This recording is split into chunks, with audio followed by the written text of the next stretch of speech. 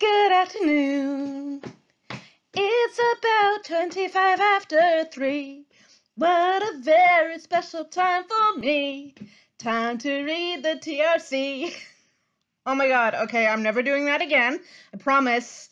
But you gotta mix up your intros every once in a while. You know what's really annoying today, though?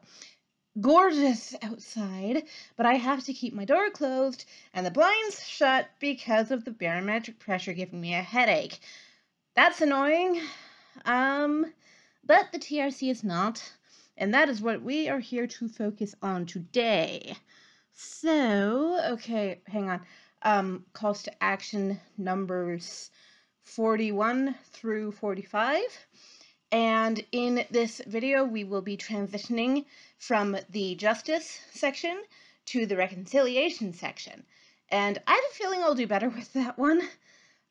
Just because I have slightly more knowledge of the area. Law has never been my strong point, unfortunately. And I need to come prepared next time. Alright, there we go. So I got my lovely document in front of me, very pretty. And we shall commence our reading now. Call to action number 41. We call upon the federal government, in consultation with Aboriginal organizations, to appoint a public inquiry into the causes of and remedies for the disproportionate victimization of Aboriginal women and girls. The inquiry's mandate would include 1. Investigation into missing and murdered Aboriginal women and girls, and 2. Links to the intergenerational legacy of residential schools. All right. So if I could find my mouse, here it is. Do you remember how we were talking yesterday about the cases, multiple cases, of missing and murdered Indigenous women out in British Columbia, predominantly in Canada at least, and how these cases have been allowed to go cold? For the most part, this is what that point is referring to, okay? These cases, as I said yesterday, have been allowed more or less to stagnate due to the fact that the federal government doesn't seem to want to put its resources into looking for potentially abducted women, and the assumption is basically that they just walked away from their community, and or we shouldn't have to care about what happened to them. All of this goes back to not only institutional and structural racism, but also to the linchpin issue of the residential schools. I'm not going to say that every harm that Indigenous people face currently in Canada has to do with the residential schools, because it doesn't. Because structural, institutional, systemic racism goes beyond just that. But that is a massive, massive point of the issue that we cannot afford to ignore, nor can it be ignored on behalf of the communities, because they're the ones who are suffering, not us. All right, I'm talking to my own here, okay? And this isn't to cast a negative light on white people in general, okay? As you know, as I have stated in past videos in this series, I don't believe in the idea of white guilt, because I think that guilt is the opposite of actually doing something. It's the excuse of saying, well, we feel really bad. And the sentence stops there. The sentence should not stop there. It should go, we feel really bad, and here's what we're going to do to help. All right? Guilt is worthless if it's not followed up by action. And I know that this is me talking in an abstract way, but realistically, what can be done about the missing and murdered Indigenous women is that real structural, substantive cases can be launched into searching for these women, go to their communities, ask for evidence, just do the regular process that you would do for a missing person. It is not illegal to go missing, Okay, I want to point that out. However, what is illegal is abduction. And it is more or less assumed that that is what happened to the women and the girls in question in these cases. So we need to do something about this. And largely, that is left up to the federal government, which means that that is largely left to the RCMP, which unfortunately is an institutionally racist organization. It is, okay? Look into the RCMP. It doesn't have a very good reputation when it comes to Indigenous issues, especially. All right, I would like to move on to the next point before I stick my foot in my mouth. Even though what I say about the RCMP is absolutely true. All right, call to action number 42.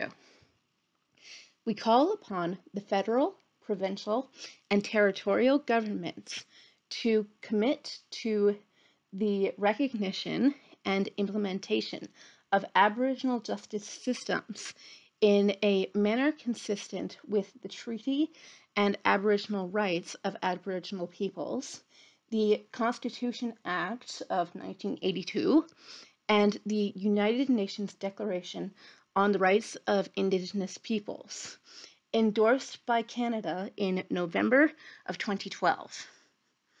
All right.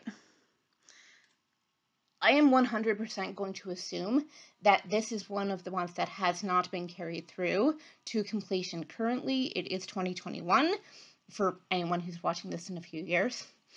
And currently, I do believe only 6 of the 94 recommendations and calls to action made by the Truth and Reconciliation Commission have been actually put into action. All right. So this, I am assuming, is one of the ones that just hasn't, because this is a very structure-based call to action. It's not a matter of implementing individual rights for individual peoples. We are talking about entire groups of people here. So when I speak of nations, colloquially speaking, people would tend to use the word tribe. That is a colonial term, by the way. That is 100% colonial. The people here never refer to themselves as tribes. I do believe that in Canada, the word nation is preferred, and in America, the word band is preferred. But that information actually is in a book that I recommended at the beginning of this series, but I will recommend again. It is called The Inconvenient Indian by Thomas King.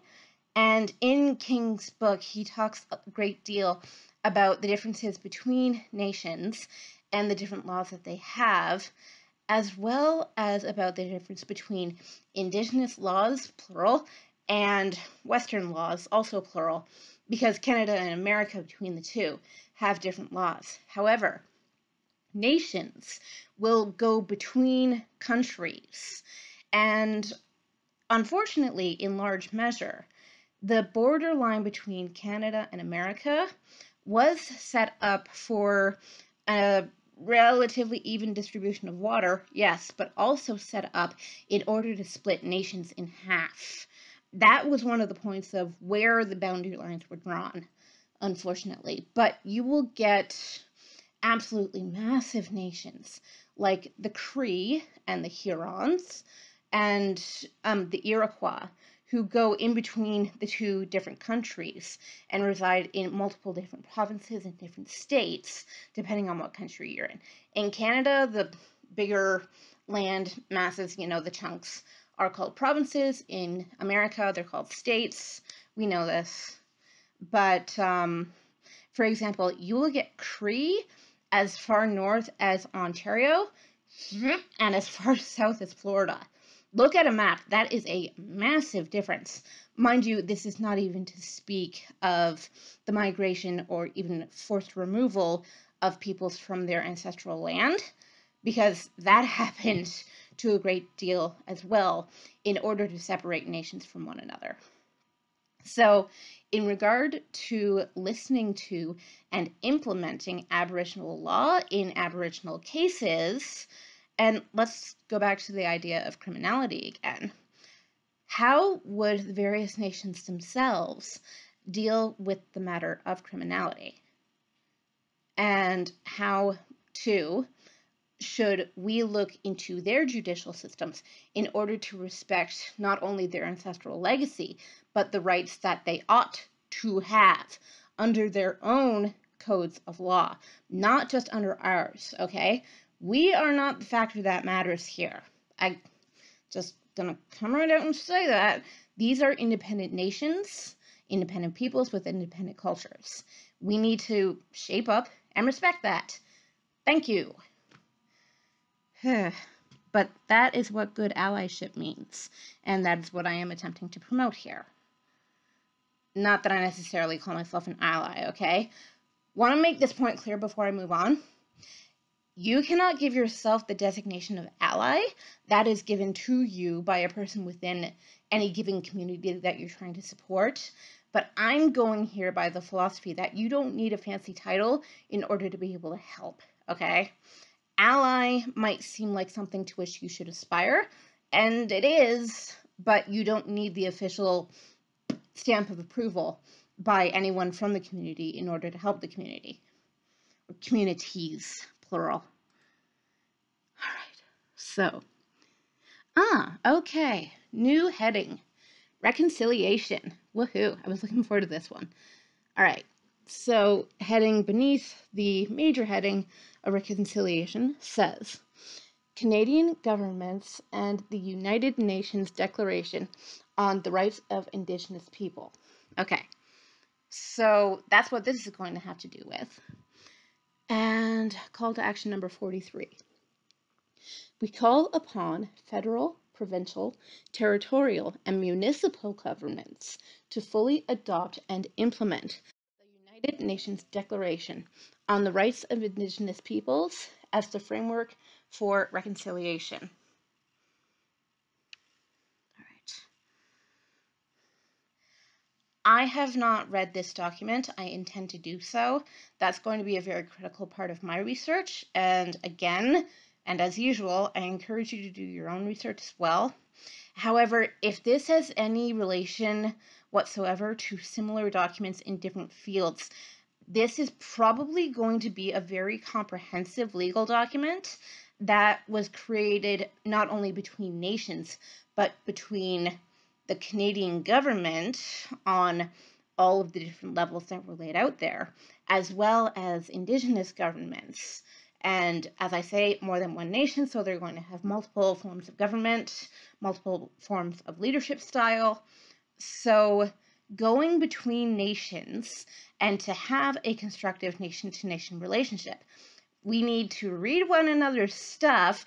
Primarily, that means white people like me reading Indigenous literature and Indigenous laws and things that have been created within the communities in order to help the communities.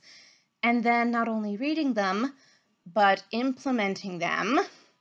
Because, okay, to assume that you know what a person in any given minority community needs or wants is a hallmark of arrogance. And we have been doing that pretty much since we got here, unfortunately.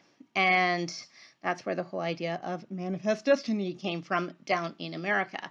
We had the same idea in Canada, just under a different name. But basically the policy as it was put by a video called The Entire History of the World, I guess, was literally to kill all the natives and take the land and maybe kick the Mexicans out of Mexico too. Yeah, that did historically happen, and it continues to happen, and in order to, unfortunately you can't reverse a lot of these processes, but in order to help ease relationships and to form new relationships, what we need to do is listen to one another and actually read one another's literature and try to implement the points that are being made here. Again, this is why I am reading the TRC. Apparently I have some more legalistic reading to do. As I say, the law is not my strong point, but this could be very informative. I have read legal documents, yes I have, that have been very informative, and this could be one of them. So I'm just going to flat out say I am ignorant in this area. I'm going to do my research and continue on from there. Womp womp. 44. We call upon the Government of Canada to develop a national action plan, strategies, and other concrete measures to achieve the goals of the United Nations Declaration on the Rights of Indigenous Peoples. All right. Unfortunately, in large part, when I talk about the calls to action laid out in the TRC, I am talking in a very abstract sense because, much like any individual who wants to help, there's not that much out there in the way of concrete plans to help. It's like we can say, well, this should get done, and we want this done, and we want to see this change happen. But the question is how. The question isn't what. We already know what, and we certainly know why. But the bigger question is how. Unfortunately, government and money are going to have to get involved in this, which sucks because I definitely prefer movements that can start from the grassroots level and build up from there, rather than the top-down approach, because it was the top-down approach that got us into this mess in the first place. You know, I don't want to go immediately to the federal buildings in Ottawa and say, hey, Justin, Mr. Trudeau, you want to, pull some strings here and do X, Y, Z? That's not concrete, okay? We need to have actual concrete plans going into this. And it is my hope, probably not going to happen because, again, this is a very theoretical document, but it is my hope that in reading the TRC, I can start to formulate some ideas, but as I keep saying, go to the communities themselves, online, okay? I'm not talking about, like, international travel right now, because there are still restrictions going on, people. Don't get lazy, please. Thank you. But, go to people and ask them what you can do. Do your reading, do your research, find out about the real histories, and then ask, what can I do to help? And ask a person who has experience in these realms, okay? Like I say, don't come to me, okay? I'm not Indigenous. I don't have a concrete plan yet, but I can work with people who do. All right. Number 45, that will be last for today, under the heading of Royal Proclamation and Covenant of Reconciliation. It's hard for me to read stuff in all caps. Sorry. All right. Number 45. We call upon the Government of Canada, on behalf of all Canadians, to jointly develop with Aboriginal peoples a Royal Proclamation of Reconciliation to be issued by the Crown. The proclamation would build on the Royal Proclamation of 1763 and the Treaty of Niagara of 1764, and reaffirm the nation-to-nation relationship between Aboriginal peoples and the Crown. The proclamation would include, but not be limited to, the following commitments. Number 1, repudiate concepts used to justify European sovereignty over Indigenous lands and peoples, such as the doctrine of discovery and terra nullius. I will explain what those mean, okay? I know what those mean. Yay! 2, adopt and implement the United Nations Declaration on the Rights of Indigenous Peoples as the framework for reconciliation. 3, renew or establish treaty relationships based on principles of mutual recognition, mutual respect, and shared responsibility for maintaining those relationships into the future. 4, reconcile Aboriginal and Crown constitutional and legal orders to ensure that Aboriginal peoples are full partners in Confederation, including the recognition and integration of Indigenous laws and legal traditions in negotiation and implementation processes involving treaties, land claims, and other constructive agreements. Oh my goodness. Okay, so there's a lot here to explain. And hang on, I'm going to grab those two terms before. Doctrine of Discovery and Terra Nullius. Okay. There's a lot to unpack here, especially for Americans. So if you're an American and you were confused by that, don't worry, I got you covered.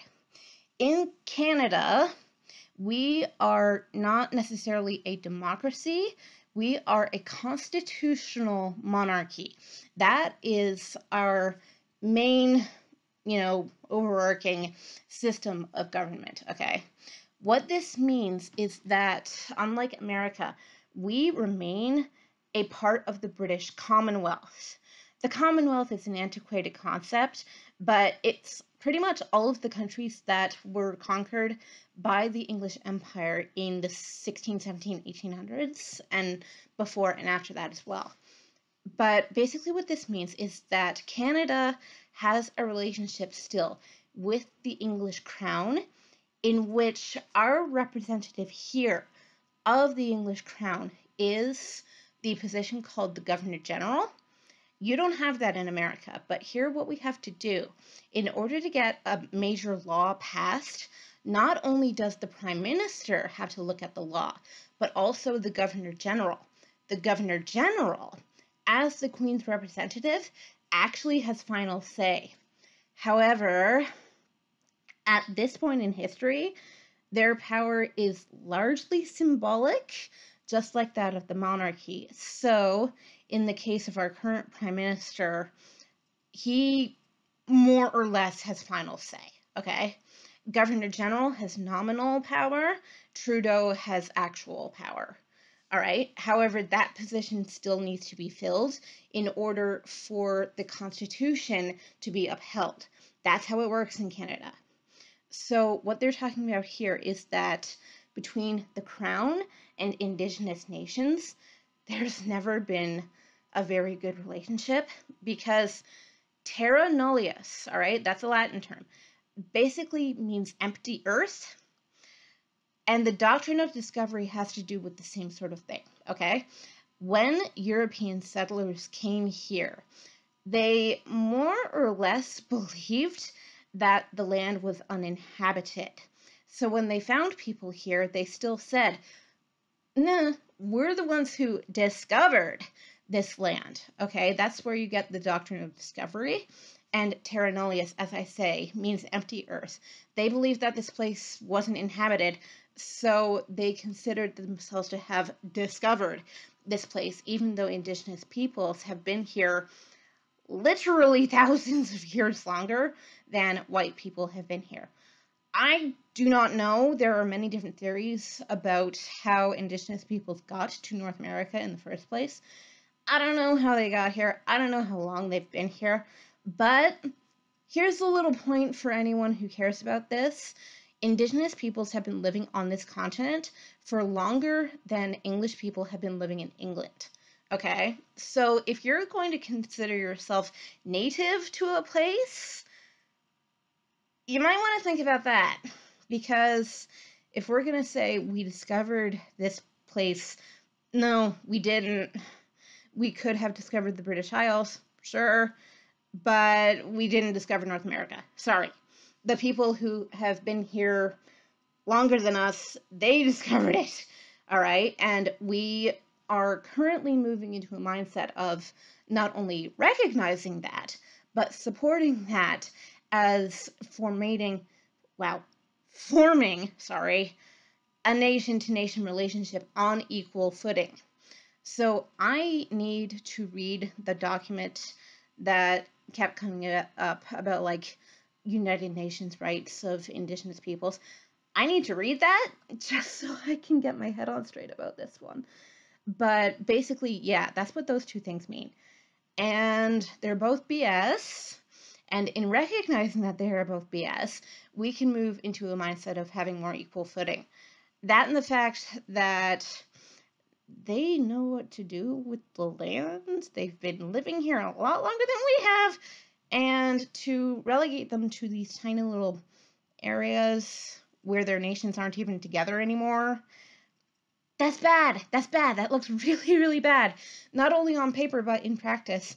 And again, we need to recognize the legacy, not feel guilty about it and stop there, but to continue moving forward and actually implement the things that have been put into, the verbal contract at least, because the residential schools, I might add, were a violation of multiple different treaties. Treaties do not change, okay? When a treaty is made, a treaty is like an agreement between two people or two nations, okay? When a treaty is made, that treaty is meant to be upheld. And if one side doesn't uphold their end of the bargain and the other side does, that creates an imbalance of power. And it also leaves the door open for one side to take advantage of the other. Pretty sure you can see in practice exactly how that happened in history and how it continues to happen now. The continual uncoverings of the sites of the residential schools lends credence to exactly how bad it was. And it's a lot worse than we realize, even because we've only gotten to a very small proportion of what existed and what continues to affect the communities, which is why the TRC keeps coming back, and rightfully so, to the idea of generational trauma and the idea of structural and institutional racism. Both of those things create this imbalance between nations, and both of those things need to stop. So that's my video for today. Looks like I've got some required reading to do.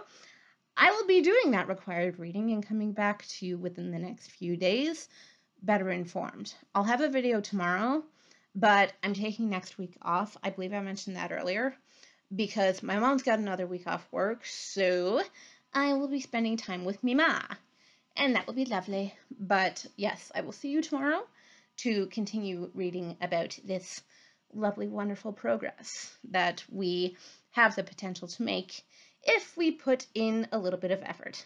And by a little bit, I mean a lot. Don't be scared. Just do it. Okay. See you tomorrow. Bye. Mwah.